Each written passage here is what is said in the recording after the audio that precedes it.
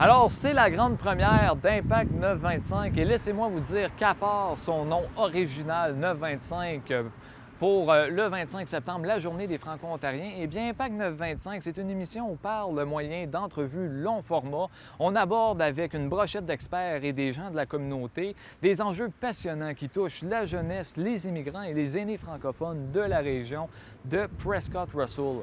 Impact 925, c'est d'abord et avant tout une série télé rassembleuse où les différents groupes de la société franco-ontarienne peuvent se sentir interpellés par les enjeux couverts. Alors, on commence cette belle série en traçant les grandes tendances socio-démographiques de la région de Prescott-Russell et on va parler de la vitalité de la francophonie avec les actions et les initiatives mises en place par l'ACFO Prescott-Russell. Alors, on se lance tout de suite dans cette aventure et je suis votre animateur Jérémy Racine.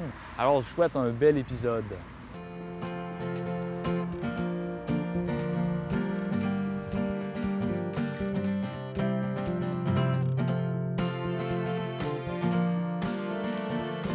Prescott-Russell est quand même un monde francophone assez unifié encore.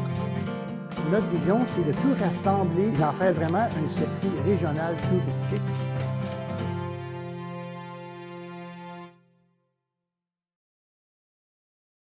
Alors, bonjour et bienvenue à Impact 925. Alors, votre émission produite par TVC 22 qui traite des enjeux francophones dans la belle région de Prescott-Russell.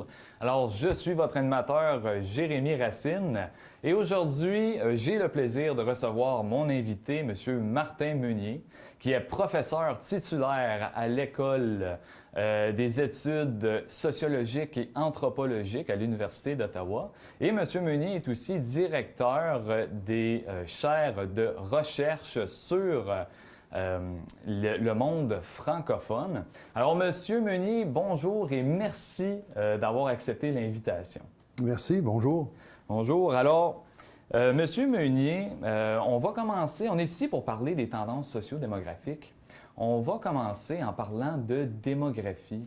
Est-ce que vous pensez que dans la région de Prescott-Russell, la ruralité est en train de perdre du terrain et que la région est en proie à de l'étalement urbain? On va commencer par là. D'abord, je vous dirais que de plus en plus, on voit, ne serait-ce que par la route, on est en train de refaire la route pour revenir jusqu'ici, on est en train d'élargir les voies. On voit que de Ottawa jusqu'ici, ça devient de plus en plus facile à y accéder.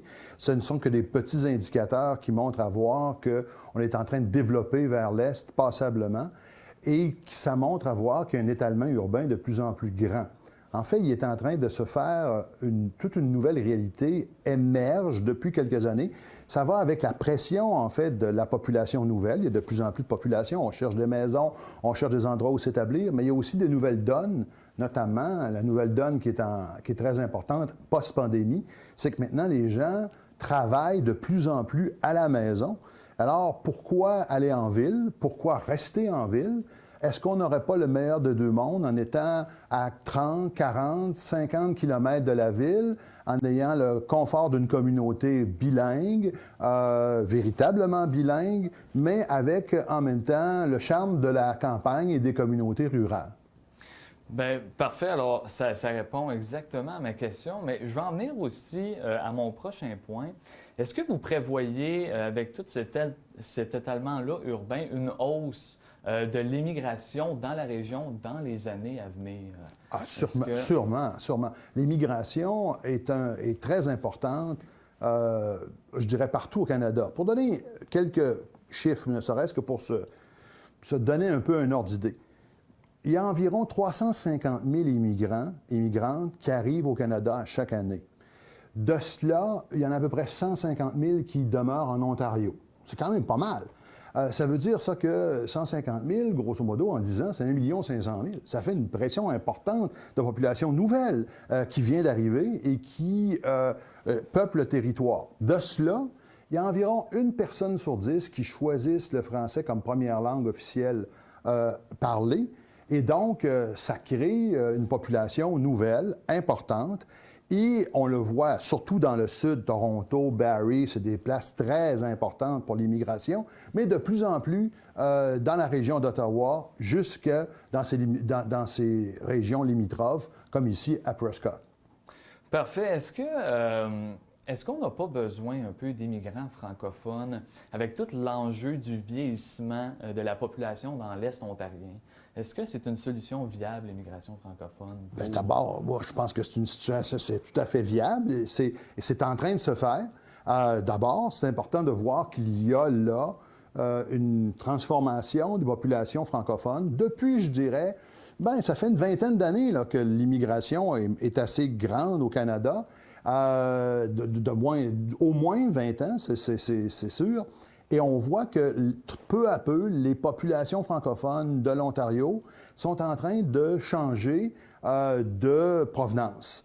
Elles venaient davantage du Québec. Les gens venaient du Québec, beaucoup. On pourrait dire, il y a peut-être de cela 20, 25, 30 ans, 40 ans. Maintenant, de plus en plus, ils viennent de l'international pour s'établir en Ontario français. Et là, bien, je vous dirais qu'ils s'établissent partout, à la fois en ville et à la fois dans les régions limitrophes aux grandes villes, notamment celle de Ottawa. Et qu'est-ce que ça change au tissu social de l'Est ontarien? Est-ce qu'il y a des changements, le fait qu'on reçoit plus d'immigrants qui viennent de l'international et pas du Québec? Est-ce qu'il y a certains changements ou non? C'est du pareil au même? Évidemment qu'il y a des changements. Toute population qui accueille des immigrants doit, en quelque sorte, recomposer son tissu social. La trame de son tissu social ne peut pas, au fond, communier aux mêmes références sociales et culturelles qu'elle le faisait dans le passé. On ne peut plus simplement penser à un monde blanc, catholique, canadien, français. On n'est plus là. On est dans un monde de diversité où il y a aussi une diversité de religions, de cultures et d'ethnicités qui se marient ensemble. Et ça évidemment, ça recompose le statut social, ça peut créer des tensions, on ne va pas se le cacher. C'était ma prochaine question. Est-ce qu'il pourrait y avoir des tensions identitaires dans tout ce processus-là de diversité? Dans tous les pays qui ont accueilli, on pourrait dire, des immigrants, il y a à la fois une recomposition sociale qui se fait, et elle se fait toujours à la fois dans la tension et on pourrait dire dans l'imagination et dans la recréation d'une nouvelle société. Ce n'est pas sans risque que ça se fait. Cependant, devant une population vieillissante, en attrition, devant une assimilation anglophone galopante, eh bien, l'apport d'immigrants de l'international qui parlent le français et qui s'ajoutent à la communauté francophone de l'Ontario est un plus, puisque ceux-ci et celles-ci viennent renforcer comme vous le disiez, une francophonie qui est de plus en plus vieillissante. C'est-à-dire, quand on regarde la pyramide d'âge chez les francophones de l'Ontario, un peu moins dans l'Est que dans le Nord, par exemple. Il y a des différences régionales. Dans le Nord, c'est plus criant. Oui, là, c'est très clair. On est presque dans une pyramide, ce qu'on appellerait inversée. Oui. C'est-à-dire les personnes âgées sont plus considérables en nombre que les personnes plus jeunes. Ici, on est dans une pyramide qui ressemble plus à je dirais, à un bloc, un rectangle, avec une bonne population francophone quand même jeune, mais qui ne tend pas à se reproduire énormément sans l'apport de l'immigration qui, elle, ajoute à la fois des nouvelles personnes, mais aussi de nouveaux enfants qui arrivent, puisqu'on sait qu'il y a un indice de la fécondation un peu meilleur c'est-à-dire que les enfants d'immigrants vont avoir un peu plus d'enfants que les enfants, que les parents qui sont dits de souche.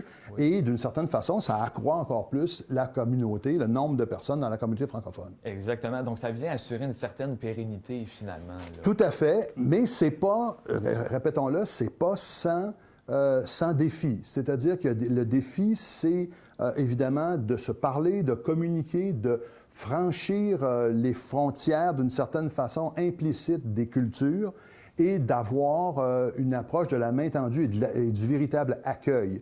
Parce que ça, c'est tout comment accueillir des communautés qui connaissent peu ou prou les gens qui sont là, ni la culture. c'est tout un défi, et c'est un défi interculturel important dans les sociétés actuelles, partout, je dirais, en Occident. Et ça, c'est bien parce que nous, à l'émission, dans notre thématique d'immigration, on va avoir un entretien avec Mme Brigitte Langlais du réseau de soutien à l'immigration de l'Est francophone. Donc, on va pouvoir parler de ces sujets-là plus en détail. Donc, c'est bien que vous le mentionnez. Moi, j'aimerais savoir, qu'est-ce que vous pensez de la situation francophone en ce moment dans la région de Prescott-Russell? Pensez-vous qu'il y a une certaine perte d'identité franco-ontarienne au sein de la population dans la région? Ou non, nous, on est à majorité francophone, donc on n'a pas à s'inquiéter. Est-ce qu'il y a une perte d'identité? C'est très difficile. Hein? Le concept de perte d'identité est un concept qui est un peu, là, je dirais, difficile à saisir comme tel, mais c'est-à-dire les indicateurs sont multiples, c'est ce que je veux dire. Essentiellement, moi, je vous dirais que Prescott-Russell est quand même un monde francophone assez unifié encore. Quand on regarde ce qui se passe dans le nord, par exemple, de l'Ontario, quand on regarde ce qui se passe dans le sud, sud-ouest, on est dans des situations sociodémographiques très différentes. Ici, on est limitrophe du Québec. Et ça, c'est important. Il est en train de se faire une sorte de lien avec le Québec qui est de plus en plus important. Et on le voit par notamment le sommet sur les rapprochements des francophonies, où le Québec a mis de l'avant l'idée d'un rapprochement. On a une espèce de vecteur Montréal-Ottawa duquel profitent, au fond, des secteurs comme Prescott-Russell, dans lequel, où, au fond, les gens vont vivre. C'est un peu les grandes banlieues et de Montréal et d'Ottawa. Et d'une certaine façon, on voit que pour ce qui est de l'univers francophone, ça fonctionne assez bien.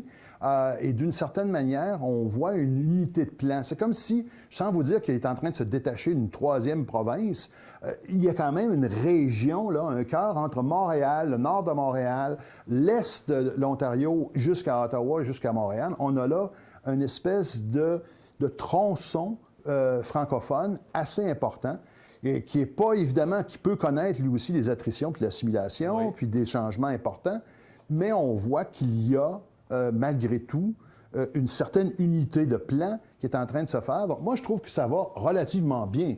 C'est ce que vous me dites sur le plan de l'identité. Maintenant, l'identité francophone. Je pense que pour ce qui est de la francophonie, ici, va très bien. C'est une des francophonies qui va le mieux, je dirais, même en Ontario, dans tout l'Ontario, voire même, si on regarde avec l'Acadie, je veux dire, voire même dans la francophonie hors Québec. Bien, parfait. Alors, ça m'apporte à ma dernière question. Si la francophonie se porte si bien ici, dans la belle région de Prescott-Russell, pourquoi est-ce que vous ne résidez pas dans la région de Prescott-Russell? C'est une bonne question. Peut-être parce que je ne l'ai pas connu. Je ne l'ai pas connu avant de m'établir là où je me suis établi. On va souvent... Vous savez, c'est souvent ça qui crée... L'occasion fait le larron, d'une certaine manière. Et quand on regarde les motivations, pourquoi les gens s'établissent à des places, ça, c'est toute une science, en fait, en soi, là. Pourquoi les gens s'établissent à des places et pas d'autres? Bon, on s'aperçoit que un des traits les plus importants, c'est ce qui est déjà connu. Okay. Donc, d'une certaine façon, moi, venant par mon passé de l'univers québécois, j'ai préféré aller dans l'univers québécois d'abord. Et il y a aussi une question, ben là, des choses pratico-pratiques, question de prix entre Ottawa et la belle province, d'une certaine façon, c'est assez important. Parfait. Bien alors, un gros merci, M. Meunier, d'être venu à l'émission. Et restez des nôtres, parce qu'après la pause, on va parler de la vitalité du français avec le directeur général de l'ACFO, M. Jacques Héroux. Alors, restez des nôtres.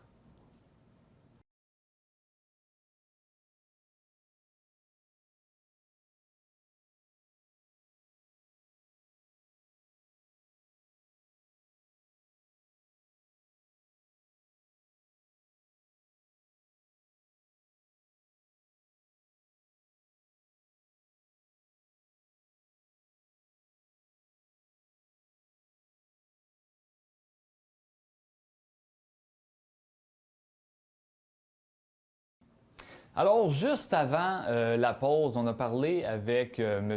Meunier de la situation francophone ici dans la région de Prescott-Russell. M. Meunier nous disait, lui, que ça avait l'air d'aller plutôt bien pour la vitalité du français dans la région.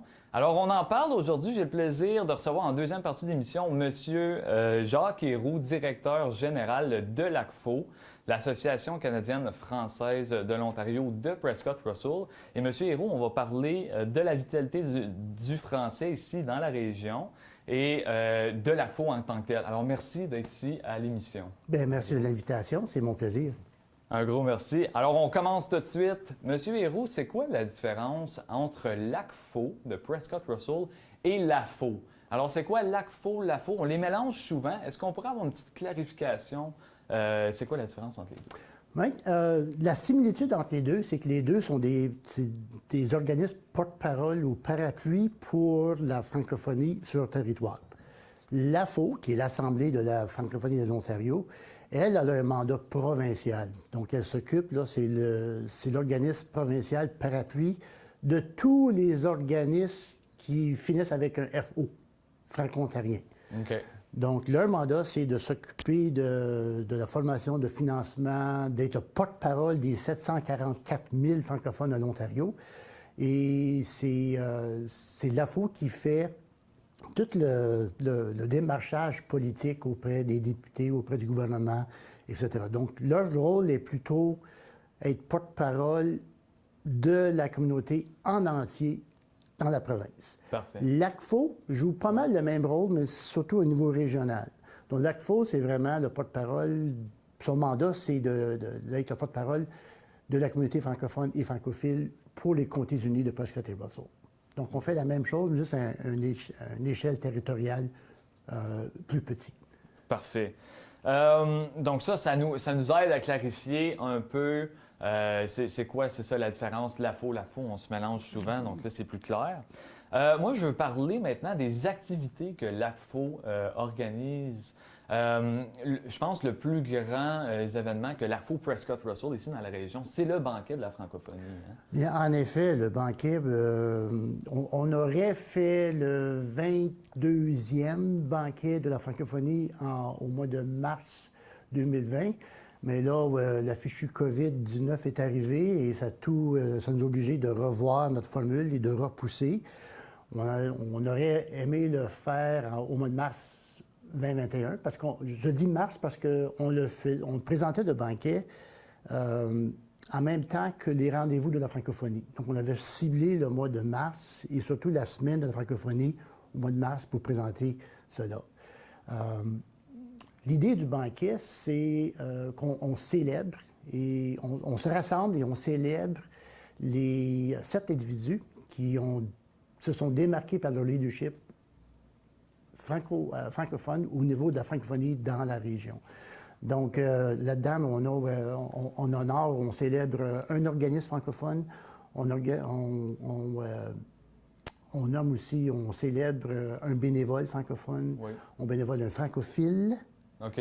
Et ensuite, on a juste quelqu'un qui est honoré pour son engagement au niveau de la francophonie. OK. On avait ajouté une nouvelle catégorie qui était la personne qui s'est démarquée en français pour la francophonie dans les arts et la culture et les sports. OK. Donc, on a ces 5 personnes-là.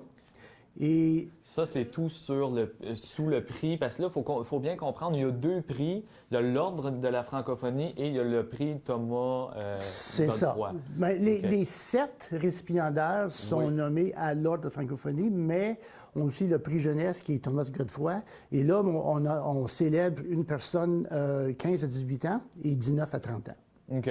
Donc finalement, il y a 9 non, il y en a 7. Il y en a 5 et 2. 5 et 2, OK, parfait. Et ces personnes-là sont nommées là, à perpétuité à l'Ordre de la francophonie de Prescott et Russell. Et c'est un grand rassemblement parce qu'on rassemble à peu près 300 invités. Et c'est un beau gala, discours apolitique, parce qu'on ne fait pas de politique. Donc, c'est vraiment célébrer, reconnaître les leaders de chez nous qui travaillent pour nous. Au banquet de la francophonie, oui, le plus gros événement. Ça, oui, puis cette année, mais là, après une absence de 2 ans, on s'est presque dit, là, parce que les lauréats ont été présentés ou ont été Le nom a été dévoilé, Oui. mais on n'a pas eu la chance d'y célébrer, donc on va faire ça en septembre 2021, durant la semaine de la francophonie ontarienne. OK. Et le format est encore à décider. On espère avoir quelque chose en personne, mais je doute que ça va être un banquet de 300 personnes, mais quelque chose peut-être de plus convivial, plus intime, avec les lauréats et quelques invités, et genre là, 5 assiettes, 20 fromages. Mais je pense que c'est important de reconnaître là, ces 7 personnes-là pour qu'on puisse les célébrer et les fêter. Parfait. Oui, oui, bien, je vous le souhaite aussi. Je vais passer à la prochaine activité, une autre initiative que l'ACFO a mise en branle, je pense, et qui aurait mené là, à un projet X. On va en parler. Alors, cette initiative-là en question, c'est la table de concertation. Pouvez-vous nous en dire plus un petit peu à ce sujet-là et si cette table-là de concertation a débouché à une autre initiative, peut-être? Mais en effet, le mandat de l'ACFO, c'est de rassembler et de mobiliser la population de la communauté francophone de Prescott-et-Russell. Oui. Donc, il existe des modèles de tables de concertation un peu partout en province, puis des tables provinciales, puis des tables régionales organisées par l'AFO.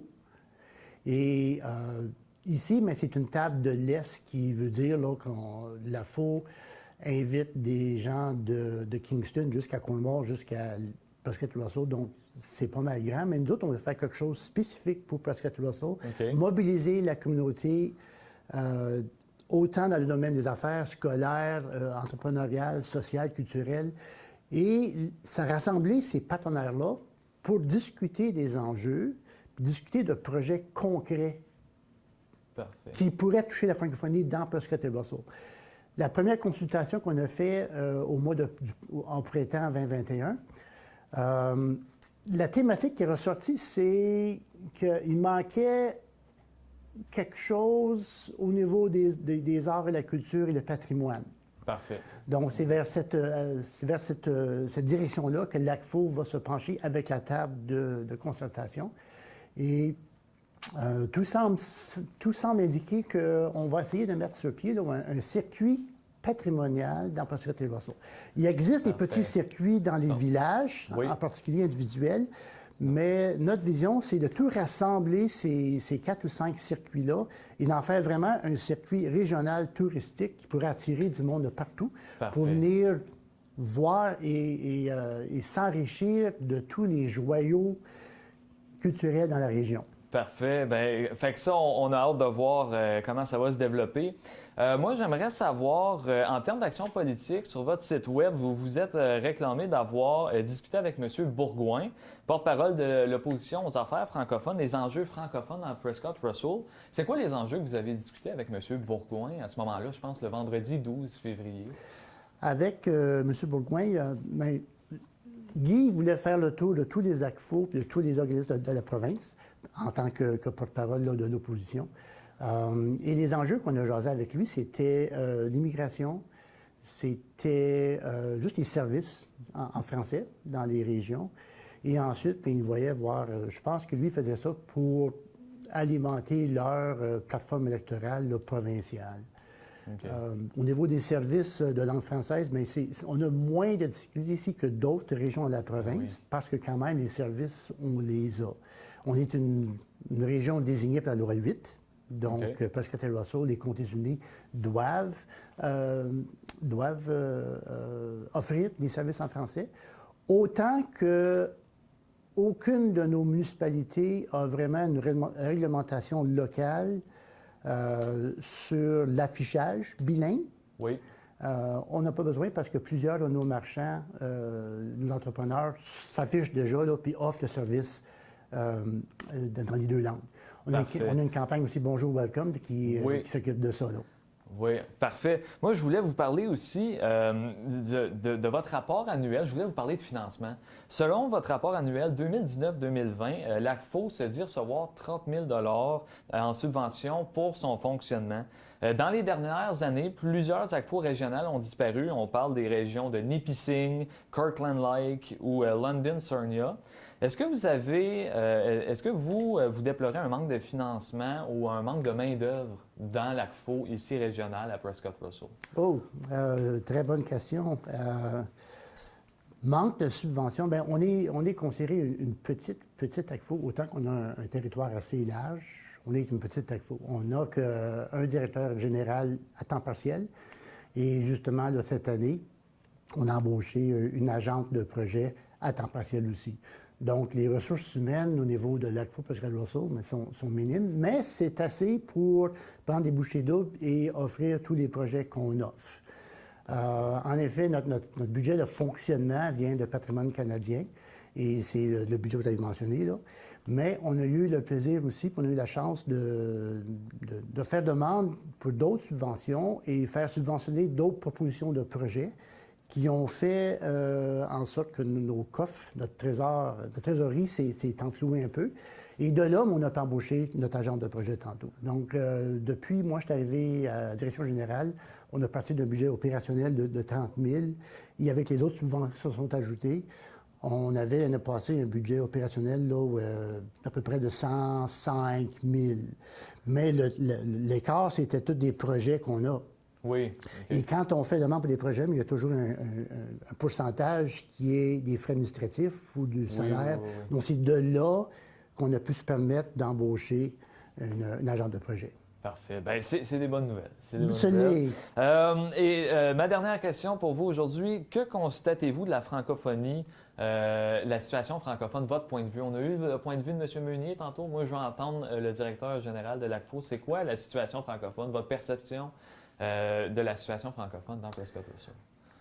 Oui, on est très chanceux dans Prescott-Russell parce que je pense qu'on est un des derniers bastions francophones de la province. Donc, on est encore dans la Ouate, puis il y a des pochettes dans Prescott-Russell qui sont encore plus baignées dans la Ouate. Tu sais, je parle d'Alfred, oui. Je parle de Lorgnal, etc. Donc, c'est des communautés qui n'ont pas été découvertes par la communauté anglophone encore. J'ai dit ça parce qu'on regarde Embrun, qui était un village à 80 francophone déjà, et avec le village juste à côté, commence à se balancer. Donc, le secteur ouest de Prescott-Russell devient plus alléchant pour les familles anglophones qui veulent sortir d'Ottawa et qui s'en viennent dans un milieu rural, soit post-COVID ou pour les raisons de télétravail, etc. Donc, je pense qu'on a marqué Rockland, Embrun, Russell, même peut-être Castleman. Ça commence à être un peu plus là, équilibré. OK. Parfait. Donc, ça répond à ma question. Donc, un gros merci de votre présence. Moi, je vous souhaite une bonne continuité dans l'ACFO et dans vos futurs projets. Je vous remercie d'être venu à l'émission. Et pour nos téléspectateurs, eh bien, on se retrouve la semaine prochaine avec le début de la thématique sur la jeunesse. Alors, on se retrouve.